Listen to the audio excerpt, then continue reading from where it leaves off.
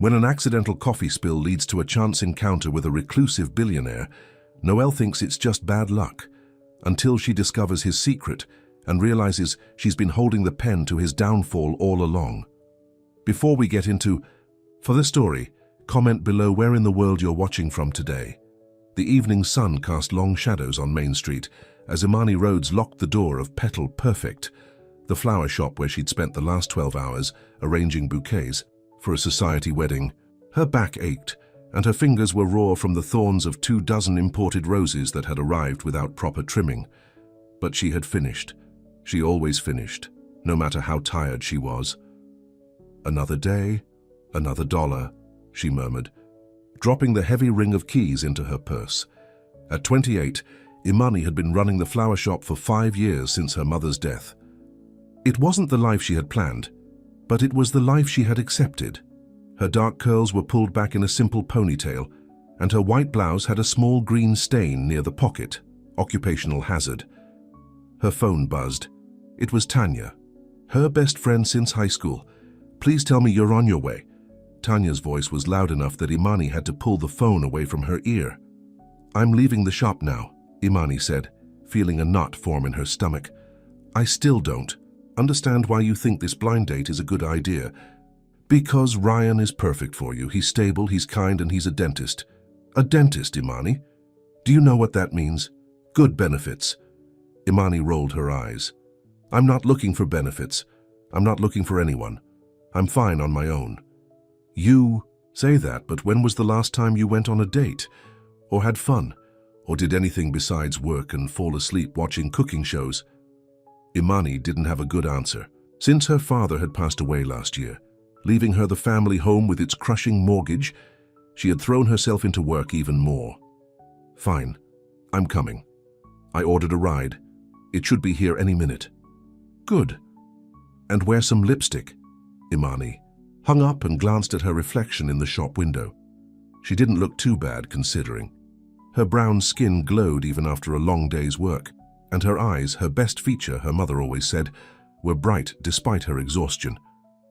She fished a tube of lipstick from her purse and applied it hastily.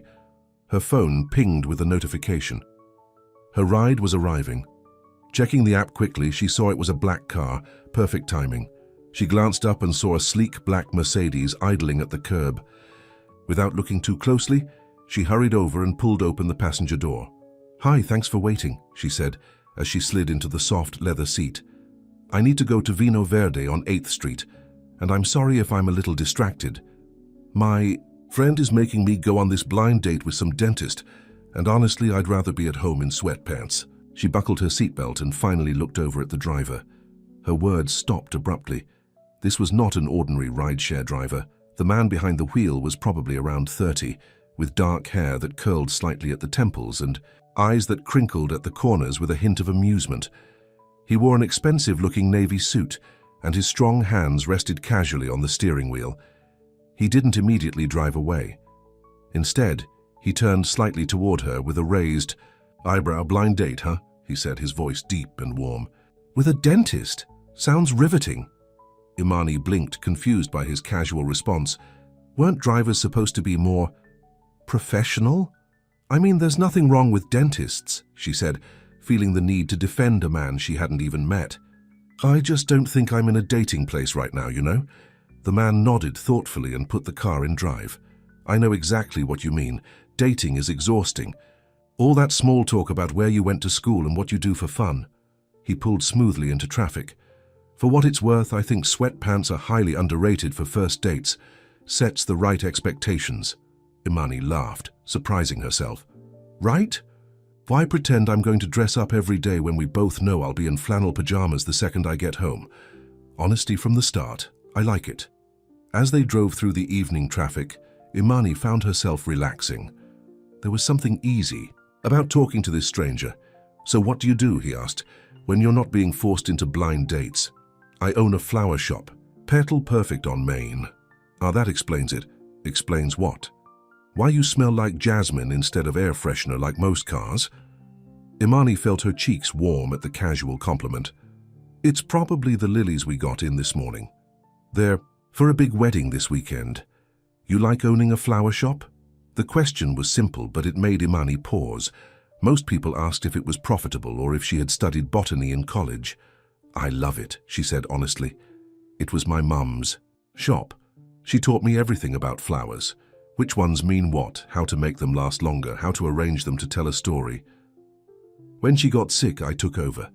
After she died, she trailed off, surprised at herself for sharing so much with a driver.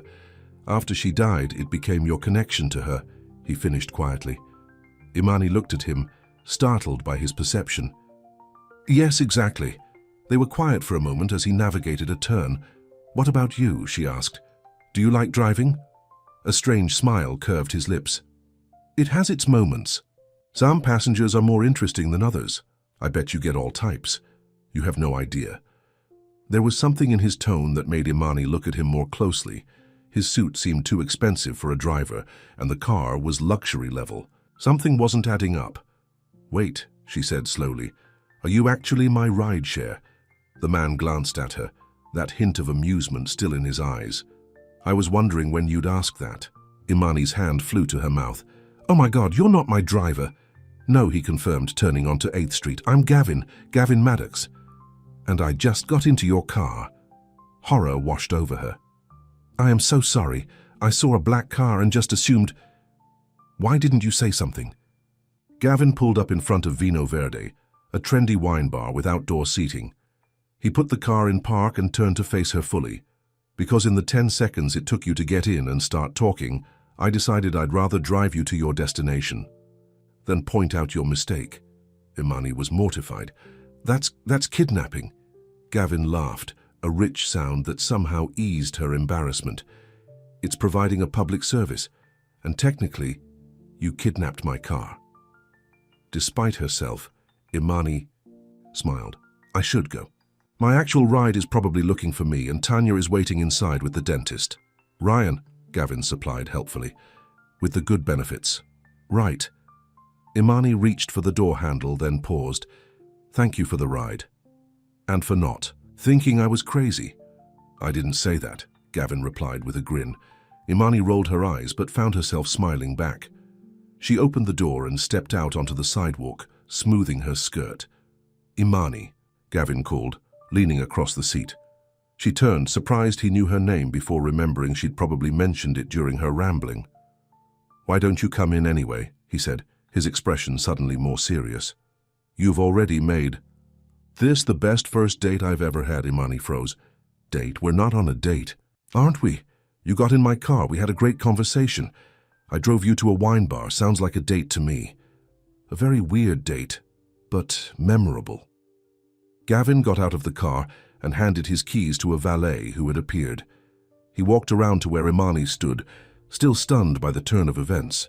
Up close she could see that his eyes were a deep green, and he was taller than she'd realized. I should really go meet Ryan, she said, but there was hesitation in her voice. The dentist, Gavin nodded, with the good benefits. Stop saying it like that, Imani laughed. Like what? Like he's selling insurance instead of fixing teeth, Gavin shrugged. I'm just saying, you didn't seem thrilled about this date even before you accidentally hijacked my car. Imani bit her lip. He wasn't wrong. The thought of sitting through drinks with a stranger, making the same small talk she always made, exhausted her. But this bizarre, unexpected encounter had somehow energized her. One drink, she found herself saying, just to apologize for carjacking you. Gavin's smile was like sunshine breaking through clouds. I accept your terms. They walked into the wine bar together, and Imani quickly spotted Tanya at a table with a man who must be Ryan. Tanya's eyes widened when she saw Imani with Gavin. I need to tell my friend what happened, Imani said to Gavin. Wait here? Nodded, and Imani made her way to Tanya's table. Who is that? Tanya hissed before Imani could even say hello. And why are you coming in with him instead of meeting Ryan here? She gestured to the man beside her, who smiled politely but looked confused. I'm so sorry, Imani said to Ryan. There's been a mix-up. I got into the wrong car. I thought it was my rideshare, but it was just some guy's personal car.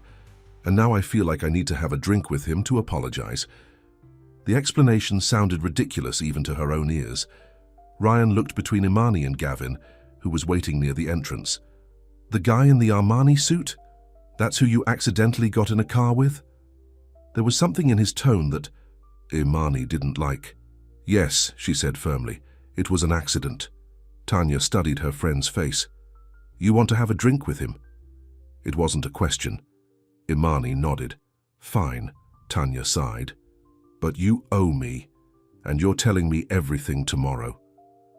"Thank you," Imani said, giving her friend a quick hug. She turned to Ryan. "I'm really sorry. It's not you. It's the guy in the Armani suit." Ryan finished for her, a tight smile on his face. "I get it."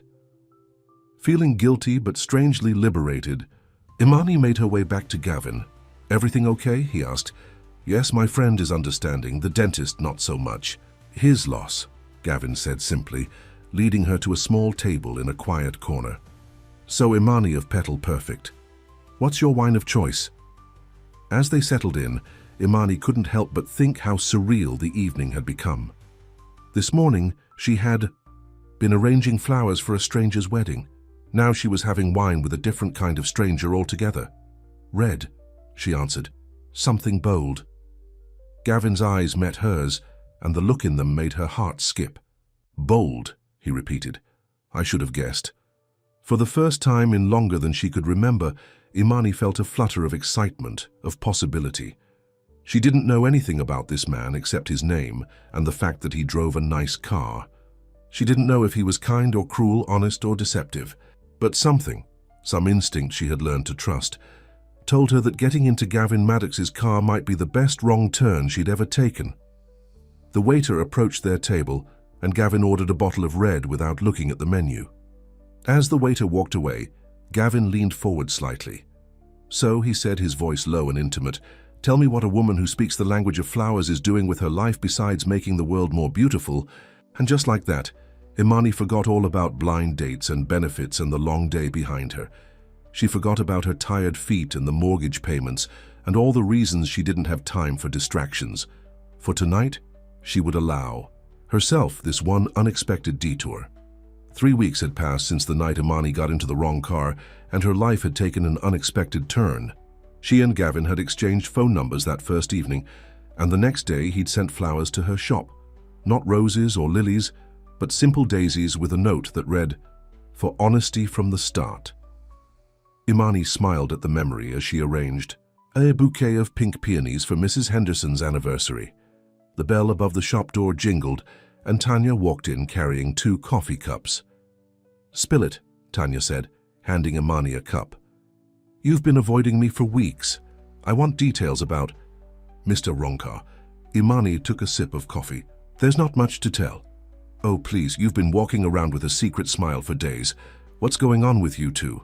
Imani hesitated. The truth was, she and Gavin had been seeing each other, but they'd kept it quiet. Their meetings were simple.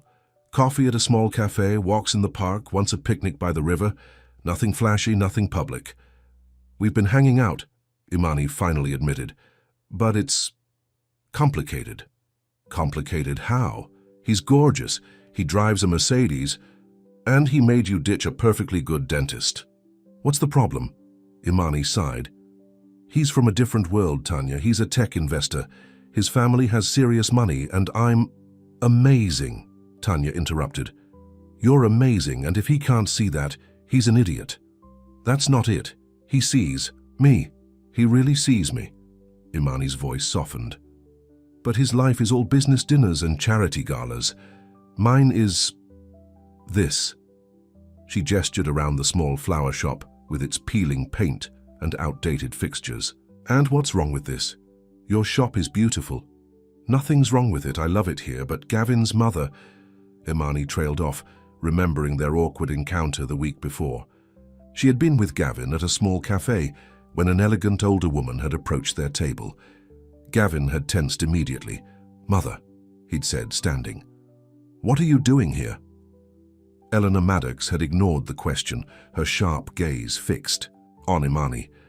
"Aren't you going to introduce me to your friend, Gavin?"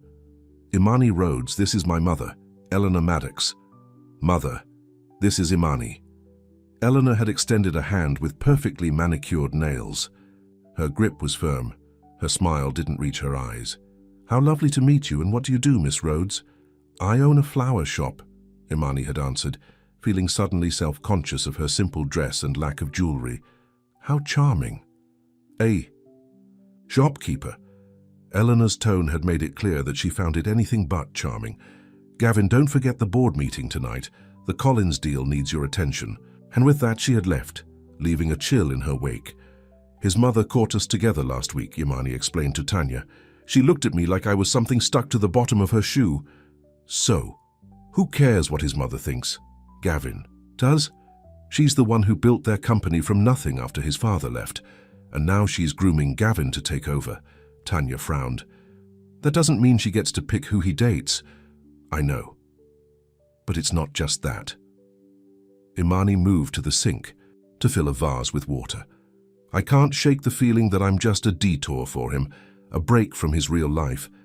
Before Tanya could respond, Imani's phone buzzed with a text message. "Gavin, dinner tonight? I have something to show you." "Is that him?" Tanya asked, noticing Imani's smile. "Yes, he wants to have dinner." "Then go, and stop overthinking everything."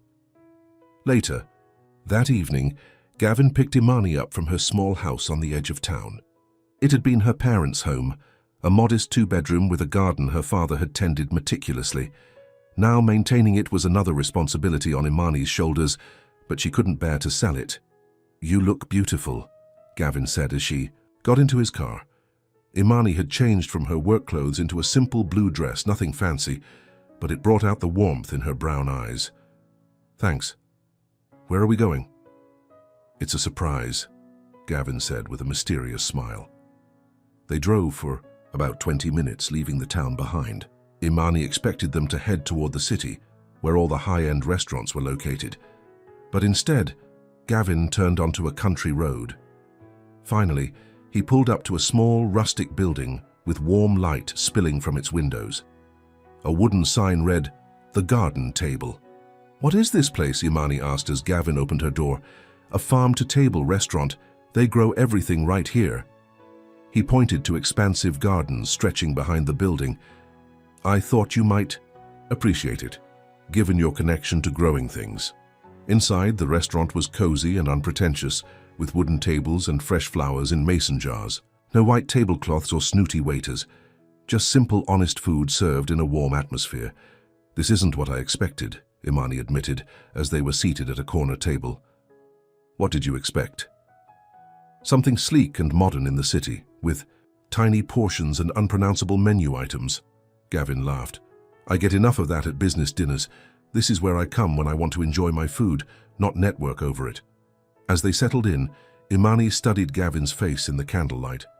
In the 3 weeks she'd known him, she'd learned that he was more complex than she'd initially thought. Behind his confident exterior was a man who worked too hard, slept too little, and carried burdens he rarely spoke about. "So, what did you want to show me?" she asked after they'd ordered. Gavin reached into his jacket pocket and pulled out a small notebook. He slid it across the table to her. "What's this? Open it." Imani flipped open the notebook and found sketches, surprisingly good ones, of flowers. Each page had a different bloom, carefully drawn, with notes about their meanings.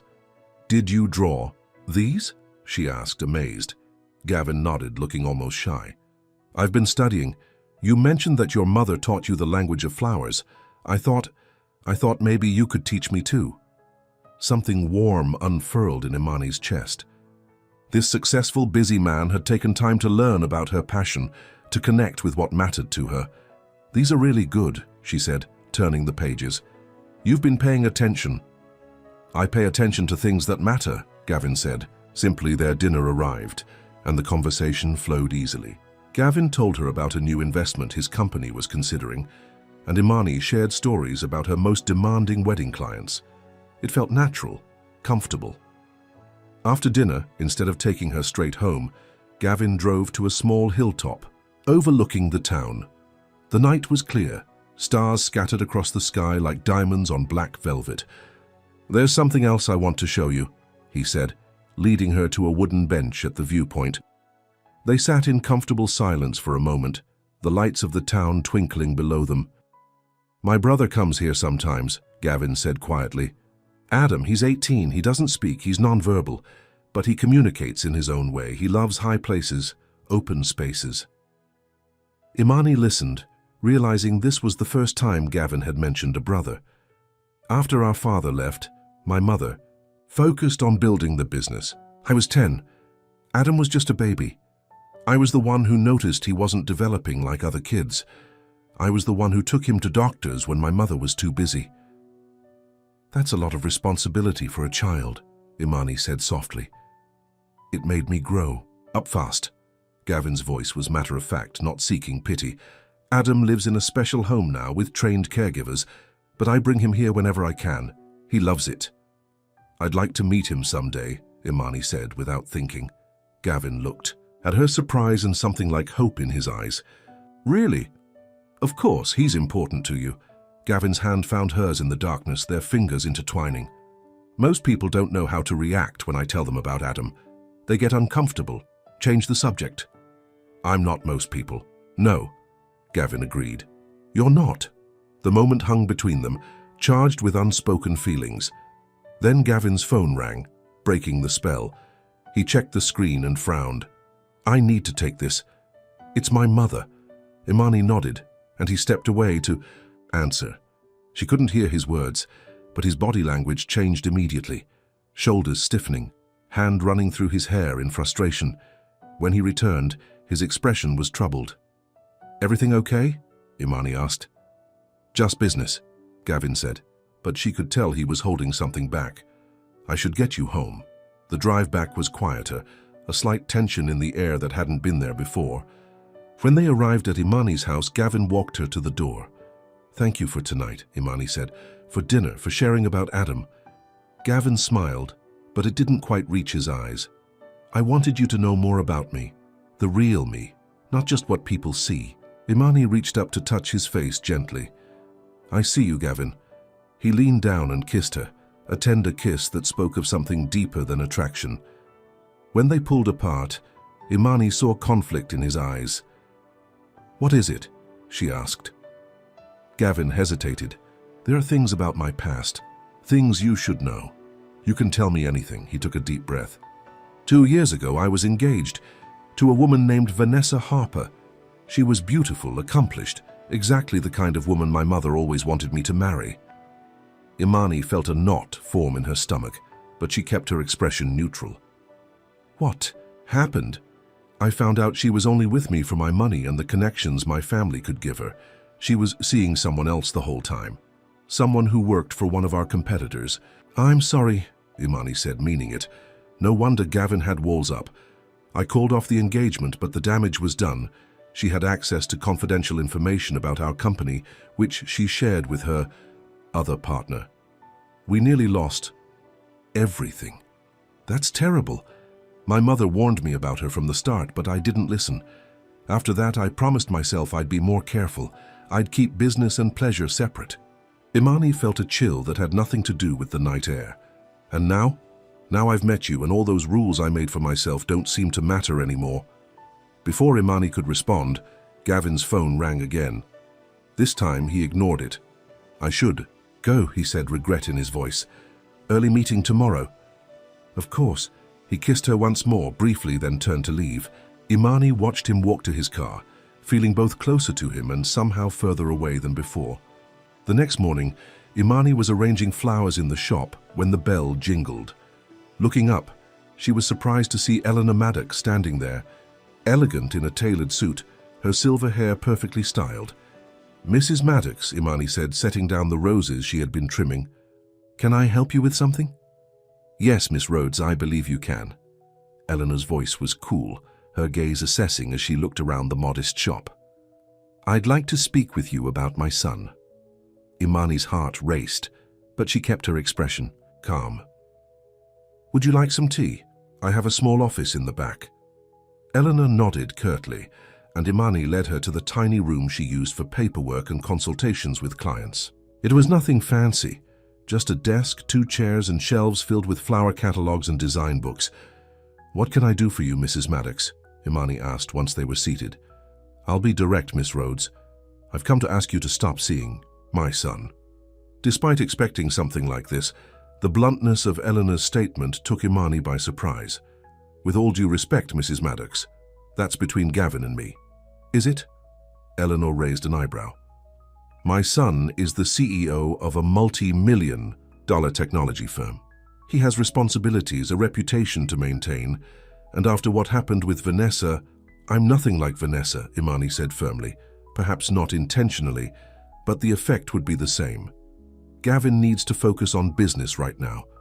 The company is on the verge of a major international expansion. There's talk of a new office in London." This was news to Imani. Gavin hadn't mentioned anything about London. "He didn't tell you, did he?" Eleanor said, noticing Imani's expression.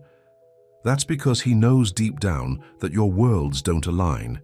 He's being kind, because that's his nature, but kindness can be cruel if it gives false hope." "Mrs. Maddox, I'm not finished," Eleanor interrupted. "Gavin was raised for a specific purpose, to lead our company, to build on what I've created. When he met Vanessa, he lost sight of that purpose, and we nearly lost everything. I won't let that happen again." "I would never hurt Gavin," Imani said, her voice quiet but firm. "Not intentionally, no. But happiness makes him vulnerable. It makes him take risks, and right now he can't afford to be vulnerable or reckless." Eleanor reached into her purse and pulled out a folded piece of paper. She placed it on the desk between them. "What's this?" Imani asked, not touching it. "An invoice for your mortgage. I took the liberty of looking into your financial situation. Your father left you with quite a burden when he died. 3 months behind on payments, I see." Imani's cheeks burned with embarrassment and anger. "That's none of your business. Everything that affects my son is my business."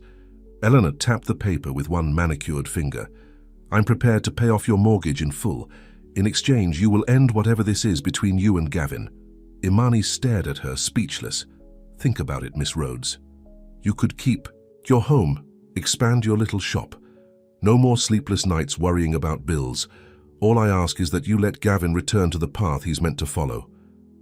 Eleanor stood, smoothing her already immaculate suit. "I'll give you 24 hours to consider my offer. I believe you'll make the right decision." With that she left, the bell above the door jangling cheerfully, at odds with the heaviness in Imani's heart. Alone in her office, Imani looked at the mortgage invoice on her desk. Eleanor was right. She was behind on payments. The flower shop made enough to keep running, but just barely. Her father's medical bills had drained their savings before he died, and Imani had been struggling ever since. The temptation to accept Eleanor's offer was strong. It would solve so many problems, but the thought of never seeing Gavin again made her chest ache. She picked up her phone and stared at it, her finger hovering over Gavin's name. Should she tell him about his mother's visit? About the offer? Before she could decide, a text message appeared on her screen. "Gavin, need to see you, important news, dinner tonight." Imani's hand trembled as she typed her reply. "Imani, yes. My place at 7? The response came immediately. "Gavin, I'll be there." Imani set down her phone and looked again at the invoice. Whatever important news Gavin had, she had a sinking feeling it involved London, and decisions that would change everything between them. Imani spent the rest of the day in a fog, her hands mechanically arranging flowers while her mind raced. By 6 o'clock, she closed the shop and hurried home to prepare for Gavin's visit. She wasn't much of a cook, but she managed to put together a simple pasta dish, setting her small dining table with the good plates her mother had saved for special occasions. At precisely 7, there was a knock at the door. When she opened it, Gavin stood there with a bottle of wine and a troubled expression. "Hi," she said, trying to sound normal despite the knot in her stomach. "Come in." Gavin stepped inside, taking in the cozy living room with its worn but comfortable furniture. Photos of Imani's parents lined the mantel, and fresh flowers brightened every corner. "Your home is exactly what I imagined," he said, handing her the wine. "Warm, inviting. Like you. Thank you." Imani took the bottle, their fingers brushing. "Dinner's almost ready." In the kitchen, Gavin leaned against the counter while Imani stirred the sauce. Can I help with anything? You can open the wine, she suggested, nodding toward a drawer. Openers in there. As they moved around the small kitchen together, Imani couldn't help but notice how right it felt, despite the tension hanging in the air. Gavin seemed to fit here in her simple world in a way she wouldn't have expected. They sat down to eat, making small talk about their days. Imani didn't mention Eleanor's visit, waiting for Gavin to share his news. Finally, after they'd finished eating, Gavin set down his fork with a sigh. I have something to tell you, he said, his voice serious. I'm listening. The company is expanding, opening a new office in London. The board wants me to relocate there to oversee the operation. Even though Eleanor had prepared her for this, the words still hit Imani like a physical blow. When? She managed to ask. The timeline is aggressive. 3 weeks. The London team is already assembled, just waiting for leadership. 3 weeks, Imani repeated, trying to process it. That's soon. Gavin reached across the table for her hand. It's an incredible opportunity, the kind I've worked toward my entire career. Then you should take it, Imani said automatically, pulling her hand away to gather their plates. Gavin frowned, following her to the sink. That's it? No questions? No discussion? What's there to discuss, Gavin? This is your career, your future. We've only known each other for a few weeks. It doesn't feel like just a few weeks to me. Gavin's voice was quiet but intense. And I thought you felt the same way. Imani set the dishes down harder than she intended, turning to face him. What I feel doesn't matter. We live in different worlds. Your mother made that perfectly clear. My mother? What does she have to do with this? Imani hesitated, then decided honesty was the only path forward. She came to see me today, at the shop. Gavin's expression darkened. What did she say to you? She told me about London, and she offered to pay off my mortgage if I agreed to stop seeing you. She did what? Gavin's voice rose in anger. I can't believe she would. Actually, I can believe it. It's exactly the kind of thing she would do. She thinks I'm a distraction, that I'll make you vulnerable like Vanessa did. You are nothing like Vanessa, Gavin said fiercely, and my mother has no right to interfere in my personal life. Doesn't she? Imani asked softly. She built the company, she raised you to take over, and now she's offering you London, everything you've worked for. At what cost? Letting her dictate who I can and can't care about? Gavin ran a hand through his hair in frustration. I'm so tired of living by her rules, of putting the company before everything else. Imani leaned against the counter, suddenly exhausted. What do you want, Gavin? I want... He paused, seeming to search for the right words. I want to show you something. Can you come with me, right now? Imani hesitated, then nodded. Whatever Gavin needed to show her, it felt important, perhaps the key to understanding where they stood. 20 minutes later, they pulled up to a modern building on the outskirts of town. The sign read, Meadowview Assisted Living. This is where Adam lives, Gavin explained as they walked toward the entrance. I know it's late for a visit, but the staff knows me. They'll make an exception. Inside, the facility was calm and welcoming, not at all like the sterile institution Imani had imagined. A nurse at the front desk greeted Gavin warmly. Mr. Maddox, we weren't expecting you tonight. I know, Lisa, I'm sorry for the late visit. I wanted to introduce Adam to someone special. The nurse smiled at Imani. Of course, Adam's in the common room watching his favorite show. Gavin led Imani down a hallway to a large, comfortable room where several residents were gathered. In a corner, a young man sat alone, focused intently on a nature documentary playing on a television. He had Gavin's dark hair and strong jawline, but his eyes held a different kind of intelligence. Observant, pure. Adam, Gavin said softly, approaching his brother. I brought someone to meet you. Adam didn't look up, but his hand twitched slightly, acknowledging Gavin's presence. This is Imani, Gavin continued, gesturing for her to come closer. She works with flowers. Remember how you like the garden here? She knows all about plants. Adam's eyes flickered briefly toward Imani, then back to the television where a lion was stalking across the savannah. "It's nice to meet you, Adam," Imani said, keeping her voice gentle. She noticed a sketchbook on the table beside him. "Do you like to draw?" For the first time, Adam's full attention shifted from the screen. He reached for the sketchbook and opened it, revealing detailed drawings of animals and plants. "These are amazing," Imani said, genuinely impressed. "You have a real talent." Adam didn't smile, but his eyes brightened. He flipped through more pages, showing her his work. "He communicates through his art," Gavin explained. "It's how he expresses what he sees and feels." Imani sat with Adam, looking through his drawings and occasionally commenting on ones she particularly liked. After a while, Adam took a fresh page and began to sketch rapidly. When he finished, he pushed the drawing toward Imani. It was a simple but beautiful rendering of a daisy, the same flower Gavin had sent to her shop after their first meeting. "He must have seen the flowers I brought last week," Gavin said, sounding surprised. He remembered. "He has a good eye," Imani said, touched by the gesture. "Thank you, Adam. This is beautiful." Adam didn't respond verbally, but he carefully tore the page from his sketchbook and pressed it into her hand. They stayed for about an hour, with Gavin telling Adam about his week while Imani listened. The bond between the brothers was palpable, built on years of Gavin's steady presence and unwavering support. As they were leaving, Gavin stopped to speak with Adam's care coordinator, while Imani waited in the lobby. She overheard snippets of their conversation, something about additional therapy sessions and a new art program, all clearly being funded by Gavin. On the drive back to Imani's house, they were both quiet, processing the evening. "Why did you want me to meet Adam tonight?" Imani finally asked. Gavin kept his eyes on the road. "Because he's the most important person in my life. Because taking care of him has shaped every decision I've made. And because I wanted you to understand why London is so complicated for me." "You're worried about leaving him. He's stable here, has routines, caregivers who know him. Moving him would be difficult, disruptive. But leaving him behind," Gavin's voice trailed off.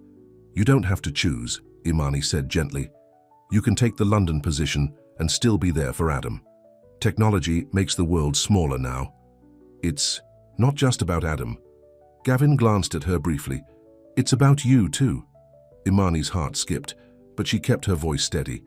"Gavin, we've only known each other for 3 weeks.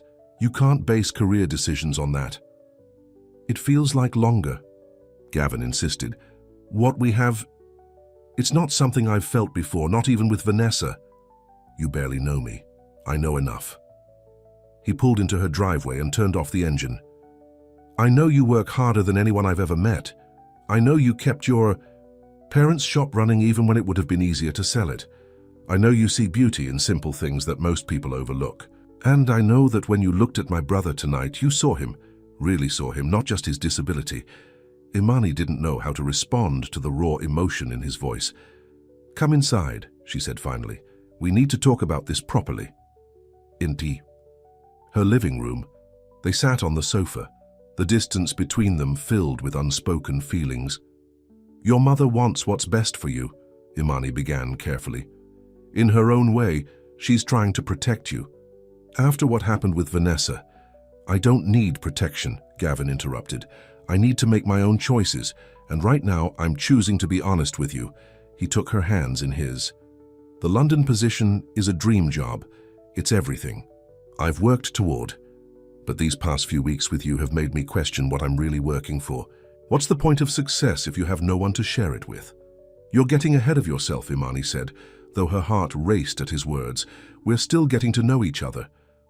"Then let's keep getting to know each other. Come to London with me." The suggestion caught Imani completely off guard. "What?" "Come to London, we can figure it out together. You could open a flower shop there, or work as a consultant for event planning. London has a huge market for that." "Gavin, I can't just leave this house, the shop. They're all I have left of my parents. And what about Adam? You just showed me how important he is to you." Gavin's face fell, reality setting in. "You're right, I'm not thinking clearly. It's just the thought of leaving you behind." "Maybe that's exactly what you need to do," Imani said, the words painful but necessary. "Take the London position. Focus on your career. If what we have is real, we'll find a way to make it work. And if it's not real, If distance kills whatever this is between us, then it wasn't meant to be. Gavin stood abruptly, pacing the small room. That's it? That's your solution? Just let fate decide? What else can we do? I can't leave and... You can't stay. At least not without resenting me for holding you back. You think I'd resent you? Gavin asked, hurt evident in his voice. Eventually, when the excitement wears off and you realize what you gave up. They stared at each other, at an impasse. Finally, Gavin spoke, his voice tight with emotion. I should go. It's late, and we're both upset. Gavin, no, you're right. We need time to think, separately. He moved toward the door. I have meetings tomorrow, and then I'm flying to London for the weekend to look at the new office space. When I get back, we'll talk again. Imani nodded, unable to trust her voice. Gavin hesitated, then leaned down to kiss her cheek before leaving. After he was gone, Imani sat alone in her living room, Adam's daisy drawing still clutched in her hand. She hadn't told Gavin that she'd turned down his mother's offer immediately. Some things were not for sale, her integrity, her feelings for Gavin. But was she strong enough to let him go to London, to pursue the opportunity he deserved? The next morning, Imani arrived at the flower shop early, needing the comfort of routine. She was arranging a display in the window when the bell jingled. Turning, she was surprised to see not a customer, but Eleanor Maddox. Mrs. Maddox, Imani said, straightening. I didn't expect to see you again so soon. I assume you've spoken to Gavin about London, Eleanor said, cutting straight to the point. Yes, he told me about the opportunity. And?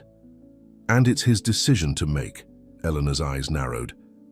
I had hoped our conversation yesterday would have made things clear.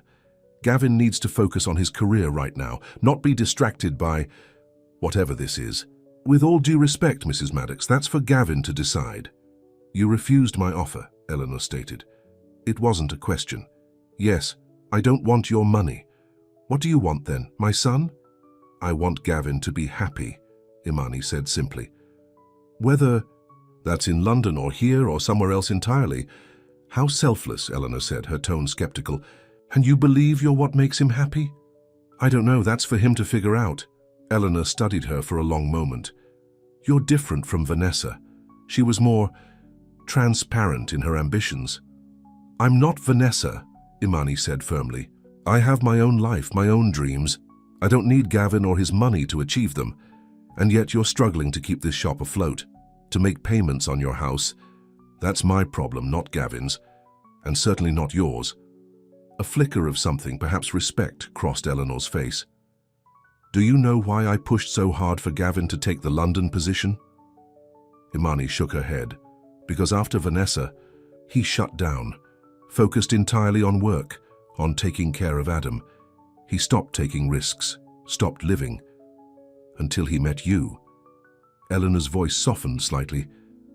I've never seen him like this, questioning everything, fighting for something that isn't business-related. Isn't that a good thing? It's dangerous. When Gavin cares deeply about something, he becomes unpredictable, impulsive. He nearly lost everything because of Vanessa. I'm not trying to take anything from him, Imani insisted. Perhaps not intentionally, but emotions cloud judgment, and my son's judgment needs to be clear right now. Eleanor moved toward the door. Gavin is flying to London this afternoon. He'll be gone for 3 days. Use that time to consider what's truly best for him. With that she left, the bell jangling in her wake. Imani tried to focus on work, but Eleanor's words kept replaying in her mind. Was she holding Gavin back? Would he resent her if he turned down London to stay? That evening, as she was closing up, Tanya stopped by. You look terrible, her friend said bluntly. What happened? Imani sighed and filled Tanya in on everything. Eleanor's bribe, Gavin's job offer, their argument. So he asked you to go to London with him? Tanya asked, eyes wide.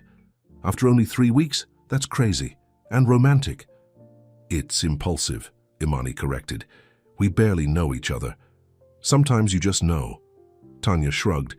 My parents got engaged after 2 weeks, and they've been married for 35 years. This isn't a fairy tale, Tanya. It's real life, with real consequences. So what are you going to do? Imani looked around the flower shop, her mother's legacy, her own passion. I don't know, I need to think. After Tanya left, Imani locked up and headed home, her mind still churning. As she approached her house, she noticed a package on the front porch. Inside was a small, elegant wooden box. When she opened it, she found a chess piece, a queen, and a note in Gavin's handwriting, the most powerful piece on the board, able to move in any direction. Just like you. I'll call when I land in London. Imani held the chess piece, remembering their afternoon when Gavin had taught her the game. He'd explained each piece's movements patiently, his hands guiding hers across the board. The queen protects the king, he'd told her. She's the real power in the game. Now looking at the wooden queen in her palm, Imani wondered what move she should make next. London seemed impossible. She had responsibilities here, a life built around her parents' memory. But the thought of watching Gavin leave, of trying to maintain something meaningful across thousands of miles, seemed equally impossible. For the first time, she truly understood the meaning of being at a crossroads. Whatever she decided in the next few days would change everything. For her, for Gavin, and for whatever future they might have together. The next 3 days dragged by for Imani. Gavin texted when he landed in London, and they exchanged a few brief messages. But the distance between them felt greater than mere miles. Every time she tried to broach the subject of their future, the conversation fizzled out. At the flower shop, Imani threw herself into work, taking on extra orders and staying late to reorganize the stockroom, anything to keep her mind occupied. But no matter how busy she kept her hands, her thoughts always circled back to Gavin. On Saturday afternoon, Tanya stopped by with coffee and a determined expression. "Enough moping," she announced, placing a cup on the counter. "You need a break. Let's go do something fun." "I'm not moping," Imani protested, though the dark circles under her eyes told a different story. "And I can't leave the shop. I'm expecting a delivery." "The delivery can wait, this can't." Tanya held up 2 tickets. "I got us passes to the garden showcase at the Botanical Gardens, all those fancy flowers you love so much. We're going." Imani hesitated, then sighed in defeat. "Fine, let me just put up the back in an hour sign." The Botanical Gardens were at their peak, with spring blooms creating a riot of color throughout the grounds. Despite her preoccupation, Imani couldn't help but be enchanted by the meticulously maintained gardens and innovative floral displays. "This is exactly what you needed," Tanya said, as they strolled past a bed of vibrant tulips. "Some inspiration, some beauty." "It is beautiful," Imani admitted. "Maybe I should consider adding some of these varieties to the shop's inventory." They wandered into the tropical pavilion, where exotic orchids and bromeliads created a lush paradise. As they rounded a corner, Imani stopped abruptly. "What's wrong?" Tanya asked, following her gaze. Across the pavilion stood Eleanor Maddox, speaking with a man in a suit. Even in the humid greenhouse, she looked immaculate in a pale blue dress, her silver hair gleaming under the skylights. "It's Gavin's mother," Imani whispered, turning away. "Let's go somewhere else." But it was too late. Eleanor had spotted them and was now making her way over, her expression unreadable. "Miss Rhodes," she said coolly. "What a surprise." "Mrs. Maddox," Imani replied, her back straight. "I didn't expect to see you here. I'm on the board of the Botanical Society. We sponsor this event every year." Eleanor's gaze shifted to Tanya, who was watching the exchange with undisguised curiosity. "This is my friend, Tanya," Imani said. "Tanya, this is Mrs. Maddox, Gavin's mother." Tanya smiled brightly, extending her hand. "Nice to meet you. Your son is quite something." Really swept our Imani off her feet. Eleanor's eyebrow arched slightly as she shook Tanya's hand. "Indeed, though I understand he's currently in London, exploring his new position." "Yes, he mentioned that," Tanya said before Imani could respond. "But long-distance relationships can work these days.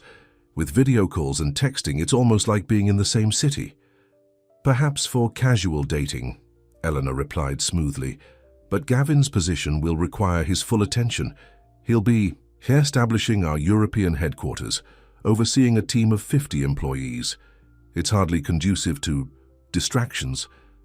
Imani felt a flash of anger at being called a distraction, but she kept her voice steady. "I understand the demands of his Work, Mrs. Maddox. Better than you might think. Eleanor studied her for a moment. Walk with me, Miss Rhodes. I'd like to show you something. Tanya gave Imani a questioning look, but Imani nodded. It's okay. I'll meet you at the rose garden in a bit. Eleanor led Imani to a quieter section of the pavilion, where rare orchids bloomed in delicate profusion. Do you know why I come here every week? Eleanor asked, stopping before a particularly striking purple bloom. Imani shook her head. My husband brought me here on our first date. He knew nothing about flowers, but he'd heard I was interested in botany. He pretended to be fascinated by every plant I pointed out. A small smile touched Eleanor's lips at the memory. He was a terrible actor, but his effort was endearing. This glimpse of a softer Eleanor caught Imani by surprise. I didn't realize you were interested in flowers. There's a great deal you don't know about me, Miss Rhodes, just as there's a great deal you don't know about my son. I know enough, Imani said, echoing Gavin's words from days earlier. Do you? Eleanor turned to face her directly. Do you know that when Gavin was 10, he came home from school to find his father gone? That he had to explain to a 4-year-old Adam why Daddy wasn't coming back?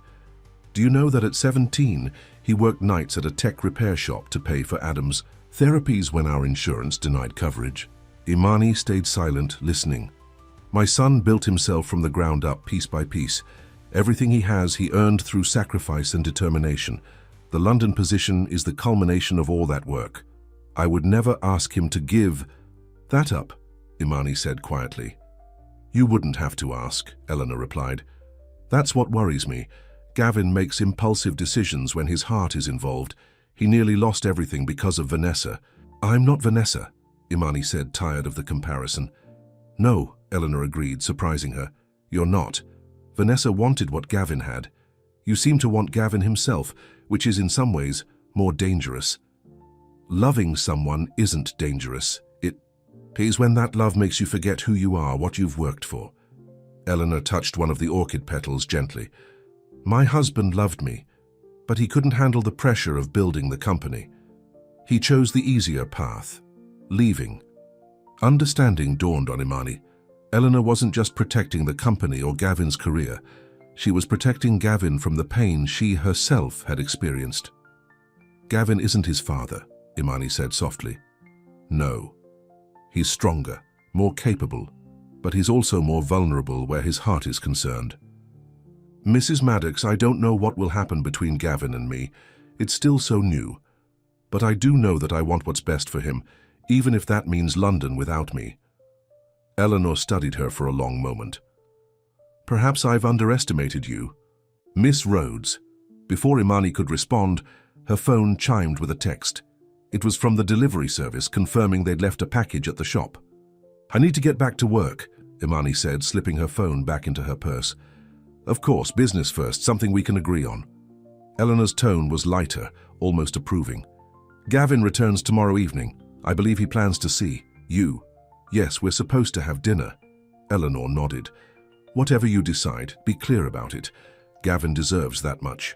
With that surprisingly civil parting, Eleanor walked away, leaving Imani with much to consider. Back at the flower shop, Imani found a small package waiting, specialty seeds she'd ordered for a customer's garden. As she logged the delivery, her mind kept returning to her conversation with Eleanor. For the first time, she'd glimpsed the woman behind the polished exterior, a woman who had faced abandonment and built something remarkable from the ruins. Maybe, just maybe, Eleanor's objections came from a place of genuine concern, not mere snobbery or control. That evening, Imani sat in her parents' garden, watching the sunset paint the sky in shades of pink and gold. The wooden chess queen Gavin had given her rested in her palm, a tangible reminder of the choice before her. London wasn't impossible. She could sell the house, difficult as that would be. The flower shop could be sold or leased. She had skills that would transfer to a new city. But was she ready to uproot her entire life for a relationship that was still in its infancy? And what about Gavin? If he stayed for her, would he resent giving up the London opportunity? Would Eleanor be right about him losing focus, making mistakes? Imani wished her mother were here to advise her. Crossroads had always known exactly what to say, how to cut through confusion to the heart of a matter. "What would you do, Mom?" Imani whispered to the evening air. As if in answer, a gentle breeze stirred the garden, carrying the sweet scent of the jasmine her mother had planted years ago. Imani closed her eyes, letting the familiar fragrance wash over her. When she opened them again, she knew what she needed to do. The next day passed in a blur of Sunday orders and wedding consultations. By evening, Imani was physically exhausted, but mentally clear. She had made her decision. Gavin's flight was due in at 8:01 p.m. They had planned to meet at her house at 9:30 for a late dinner. Imani spent the afternoon cooking her father's special pasta recipe, the one dish she could make well, and setting the table with care. At 9:15, her phone rang. It was Gavin. "Hey," she answered, her heart racing. "Are you back?" "I am," he said, his voice tired but warm.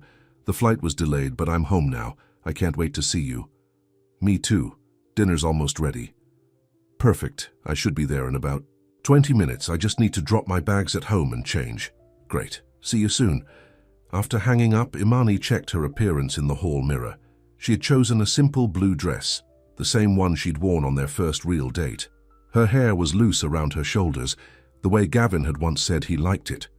At 9:45, headlights swept across her living room window as Gavin's car pulled into the driveway. Imani took a deep breath, steadying herself for what was to come. When she opened the door, Gavin stood there holding a bouquet of daisies, their flower, the one that had come to symbolize their unusual beginning. "Hi," he said, his eyes drinking her in. "You look beautiful." "Thank you." She accepted the flowers, their hands brushing. "Come in. Dinner's ready." Inside, they moved through the rituals of greeting, hanging up his jacket, pouring wine, serving food. But beneath the normalcy, tension hummed between them, the unresolved question of their future hanging in the air. Finally, as they finished eating, Gavin set down his fork with determination. "Imani, about London—" "Wait," she interrupted gently. "Before you say anything, I need you to know something." "Okay." Imani took a breath, gathering her courage. "These past few weeks have been unexpected, wonderful. You walked into my life, or rather, I walked into your car and suddenly everything changed. I found myself looking forward to mornings again, making plans, dreaming. That hasn't happened for me in a long time." Gavin reached across the table for her hand, but she shook her head. "Let me finish, please." He nodded, withdrawing his hand. "The thing is, Gavin, I don't know what this is between us yet. It's too new, too fragile to make big life decisions around, and London is a big decision for both of us." "I've been thinking about that," Gavin started. But Imani held up a hand. "I know you have, and I have too. I've thought about nothing else since you told me." She met his gaze directly. "If you're going to leave, I need you to go with your eyes open. Know what you're walking away from." Gavin's expression grew serious. "What do you mean?" "I mean, whatever you decide about London should be about your career, your future, not about me. We've only known each other for a month. That's not enough. Time to make life-altering choices." "Sometimes it is," Gavin argued. "Sometimes you just know. Maybe. But right now what I know is that I can't be the reason you turned down this opportunity, and I can't uproot my entire life to follow you based on a few wonderful weeks." Pain flashed across Gavin's face. "So that's it? We just end things?" "No," Imani said firmly. "That's not what I'm saying at all." She stood, moving to a small desk in the corner of the room. From a drawer, she withdrew a folder and returned to the table. "What's this?" Gavin asked as she placed it before him. "Open it." Inside were printouts, airline schedules, apartment listings, and a business plan for a flower consultancy. "I don't understand," Gavin said, looking up at her. "London is a 6-month assignment, right, to get the office established?" "Yes, initially, though they're hoping I'll stay on permanently." 6 months gives us time," Imani explained. "Time for you to focus on launching the office, for me to get the shop ready to run without me for longer periods.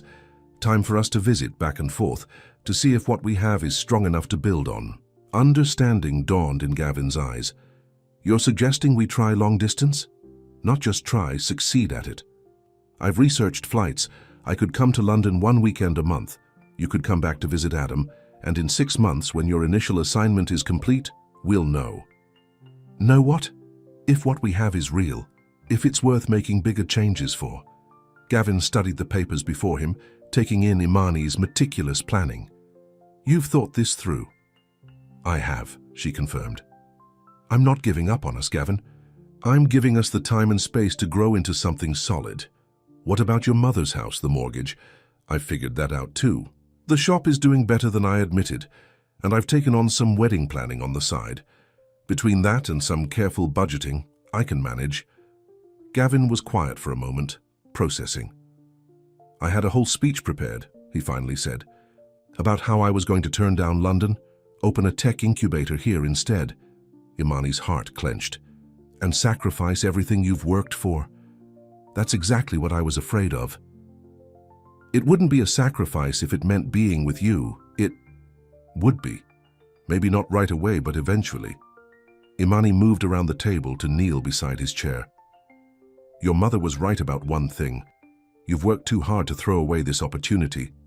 Gavin's eyes widened. You spoke to my mother. Again, we ran into each other at the botanical gardens. It was enlightening. I can imagine, Gavin said wryly, though I'm surprised you both walked away unscathed. Imani smiled. We found some common ground. We both want what's best for you. And you think London is what's best? I think following your dream is what's best, and giving us time to see where this leads without the pressure of major life changes right away. Gavin cupped her face in his hands. You are remarkable, Imani Rhodes. Do you know that? I'm practical, she corrected, and I care about you too much to let you make a decision you might regret. The only thing I'd regret is losing you. You're not losing me. You're just taking me with you in a different way, for now. Gavin leaned forward, pressing his forehead to hers. 6 months is a long time, not in the grand scheme of things, not if what we have is real. It's real for me, Gavin whispered. For me too. But let's give it room to grow, to breathe. The strongest?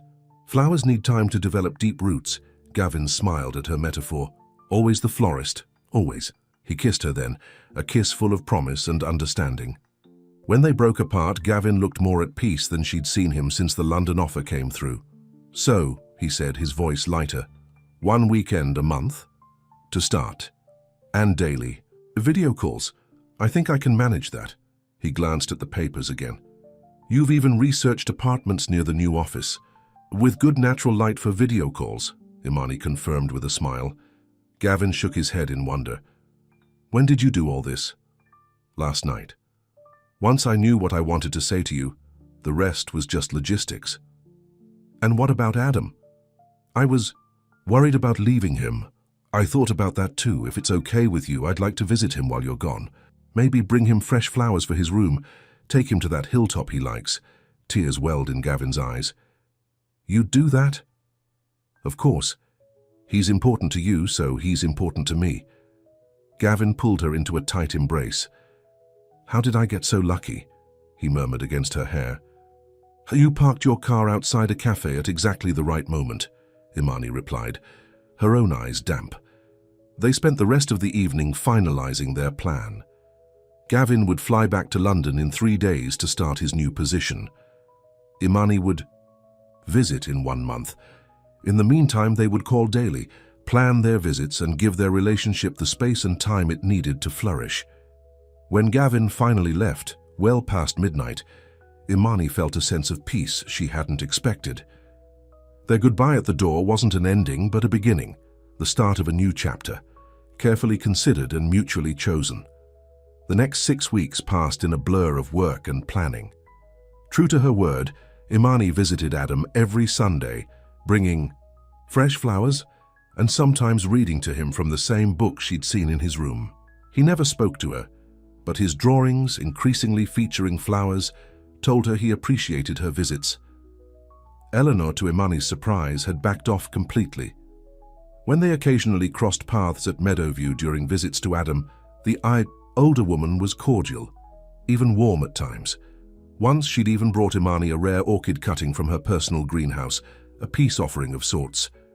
Gavin called every day, sometimes twice, sharing stories about London and the challenges of setting up the new office. Imani kept him updated on the flower shop, on Adam, on the small details of her life that somehow seemed more significant when shared with someone who genuinely cared. Their first reunion in London had been magical, Gavin showing her the city, with the enthusiasm of a tour guide, Imani bringing a touch of home to his temporary apartment, with flowers purchased from local markets. Their goodbye at the airport had been harder, but cushioned by the knowledge that they would see each other again soon. Now, nearly 2 months into their long-distance arrangement, Imani was closing up the shop late one evening. Gavin was due to visit that weekend, his first trip back since taking the London position. She was looking forward to showing him the improvements she'd made to the shop, including a new wedding consultation area that had already increased her bookings. She finished the day's receipts. Something caught her eye, a bouquet on the workbench that she didn't remember arranging. It was unusual, featuring flowers that told a story, forget-me-nots for true love, purple hyacinth for forgiveness, and daisies, their daisies, for new beginnings. Tucked among the blooms was a small envelope. Imani's hands shook slightly as she opened it and unfolded the note inside. "You got in the wrong car, but you were the right destination." Tears pricked her eyes at the simple, perfect words. Just then, headlights swept across the front of the shop, illuminating the darkened interior. Imani looked up to see a familiar black Mercedes pulling to the curb. Gavin was back, 2 days early. Imani rushed to the door, unlocking it, just as Gavin stepped onto the sidewalk. He looked tired from travel, but his eyes lit up when he saw her. "You're early?" she exclaimed as she flew into his arms. "I couldn't wait," he said, holding her tight. "The London office is up and running smoothly. The team is trained, and I missed you too much. I found your flowers and the note." Gavin smiled against her hair. "I had help. Your assistant let me in this morning before you arrived. It's perfect. Everything is perfect." And it was. Not because their situation was perfect. They still had months of long distance ahead, decisions to make, challenges to face, but because they were facing it together, with open eyes and full hearts. "Ready to go home?" Gavin asked, gesturing to his car. Imani looked at the Mercedes where their story had begun, then back at the man who had become so essential to her life in such a short time. "With you. Always." As they drove through the quiet streets toward Imani's house, she rested her head on Gavin's shoulder, content in the knowledge that sometimes getting into the wrong car could lead you exactly where you were meant to be.